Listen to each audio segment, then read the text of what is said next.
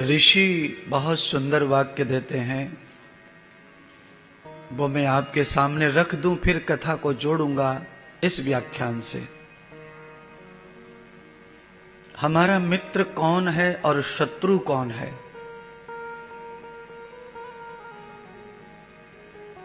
तो महर्षि चाणक्य कहते हैं मित्र और शत्रु का ज्ञान देते हैं। चाणक्य कहते हैं आत्मनम शत्रु भवान मित्रम आत्मनम स्वयं।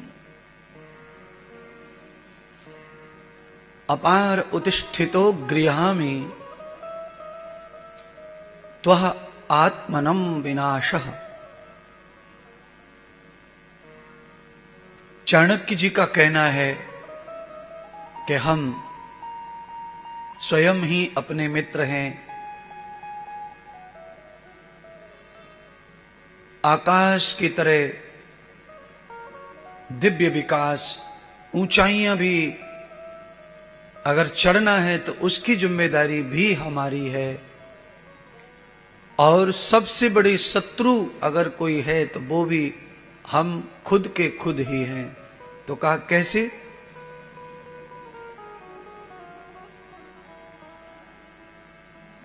उत्तिष्ठिता कर्मोगृहे। अगर कोई उठने के लिए कर्म करता है तो वो मित्र है। और यथा पतितम कर्मः तस् विनश्यति। अगर आपका कर्म पतन करने वाला है तो आप ही अपने पतन के कारण हैं। ज्यादातर ऐसा ही सबके साथ होता है, पर हां निमित्त कोई इधर उधर बनते हैं। निमित्त जरूर कोई होता है कि ये शत्रु है, वो शत्रु है, वो बुरा कर रहा है, वो बुरा बोल रहा है। पर अगर कोई बुरा बोल रहा है हमारे बारे में तो जरूर कहीं न कहीं हमसे कोई गलती हुई है। उसके कारण आपको वो सहन और सुनना दोनों पड़ेगा। आत्मनम बंधुस्ता शत्रुम स्वयं न कर्तते। शत्रु कोई तुम्हारा कुछ नहीं बिगाड़ेगा, पर आप स्वयं शत्रु बन जाएंगे तो आपको कोई बचा भी नहीं पाएगा। देखिए, जो लोग दारू पीते हैं इनका स्वयं का कौन शत्रु है? तो लोग जो जुआ खेलते हैं, जो तंबाकू, सिगरेट, बीड़ी, चोरी चंगोरी करते हैं, इनका शत्रु इनसे ज्यादा कोई नहीं है। इसीलिए गीता में भगवान कृष्ण अर्जुन को सरल भाषा में 18वां अध्याय का फल दे रहे हैं। और वो ये फल देते हैं, सरल भाषा में लाइन सुन लो।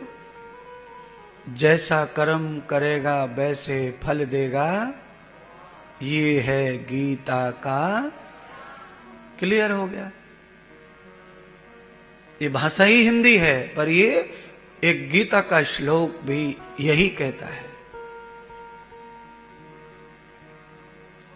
कोई शत्रु, कोई बंधु, कोई सखा, कोई धन, कोई वैभव, कोई लक्ष्मी आपको कितना भी देगा, आपके पास में ये कुछ नहीं बढ़ेगा।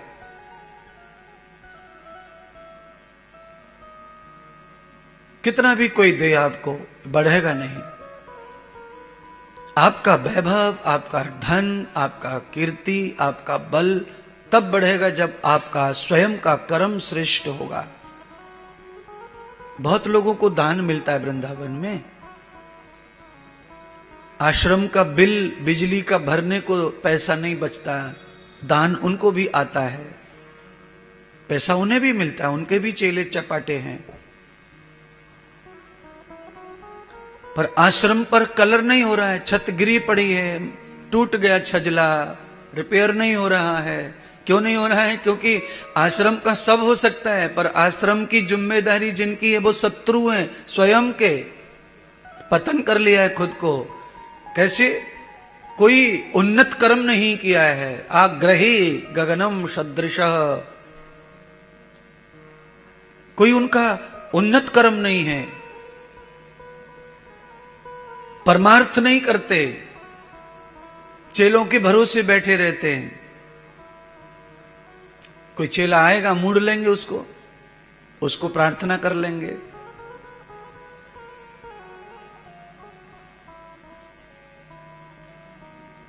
चेला भी आदमी तभी सेवा करता है जब आपका परमार्थ, पुरुषार्थ, दया, धर्म सब आपका उत्तम हो, तब ये सेवा चलती है। वृंदावन में आप चले जाइए परिक्रमा देने के लिए, तो आपको कई आश्रम ऐसे मिल जाएंगे जो गिरे पड़े, जो ढह गए, जिनका कोई रखवाला नहीं है। बताओ, 1 लाख 2 लाख रुपए मीटर की जगह वृंदावन में मिलती है, वहां पर बीघे के बीघे आश्रम मुंह फाड़ के पड़े, कोई पूछने वाला नहीं है उनको, क्योंकि कोई यूं तो कब्जा कर नहीं सकता है। पर उनके संहारने वाले जो हैं वो पुरुषार्थहीन, परमार्थहीन, स्वयं के दुश्मन, कोई उन्नति नहीं, कोई कर्म नहीं। तो क्या होगा धीरे धीरे? तो धीरे धीरे होगा कि राजा का खजाना भी खाली हो जाएगा। कुबेर का खजाना खाली हो गया। श्रीमद् भागवत की कथा, प्रमाणित कथा है कि कुबेर जी का खजाना खाली हो गया, कुबेर जो है गरीब हो गए।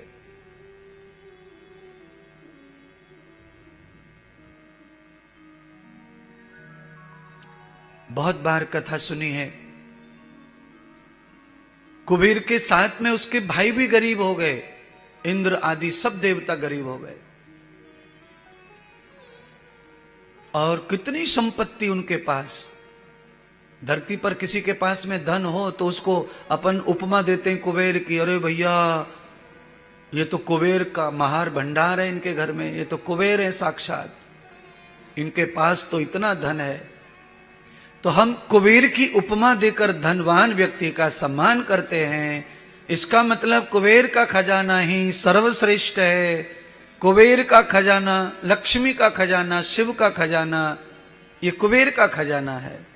कुबेर को सारा जो खजाना है वो कुबेर के ईमान, सत्य कर्म से, सेवा भाव से प्राप्त हुआ था। भगवान महादेव, भगवान नारायण ने मिलकर कुबेर को खजाना दे दिया, लक्ष्मी दे दी।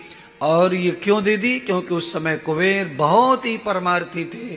पर जैसे ही वो सब प्राप्त हुआ और साथी संगी सब मिले, सब देवता मिले, तो धीरे से देवताओं का क्या हुआ? अधिक भोग होने के कारण उनकी साधना खत्म हो गई, दया खत्म हो गई, दान खत्म हो गया, भक्ति खत्म हो गई, परमार्थ खत्म हो गया। तो जो पड़ा था, कमाया हुआ, मिला हुआ, वो खत्म हो गया, नष्ट हो गया धन। अब उनके पास कुछ नहीं रह गया।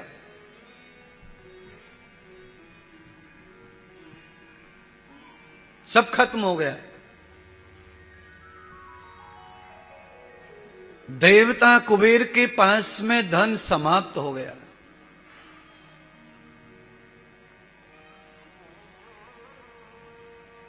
इंद्र का सिंहासन खाली पड़ गया। क्यों? आलस्य के कारण,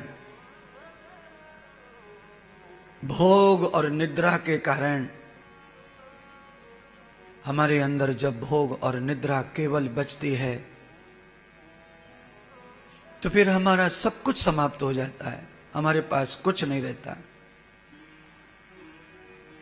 इसलिए हम खुद के खुद ही मित्र हैं, खुद के खुद ही शत्रु हैं। हे राजा परीक्षित, कर्म से बड़ा कुछ नहीं है संसार में, सबसे बड़ा कर्म है। और तुम्हारा कर्म ही बिगड़ गया है। आज तुम मेरी शरणागति हो तो तुम्हारा कर्म, अब तुम सुधारना चाहते हो तो तुम्हारा कर्म सुधरेगा। क्योंकि स्वार्थ में, प्रमाद में, अज्ञान में तुम शत्रु बन गए स्वयं के, और संत के गले में सांप पहना दिया मरा हुआ।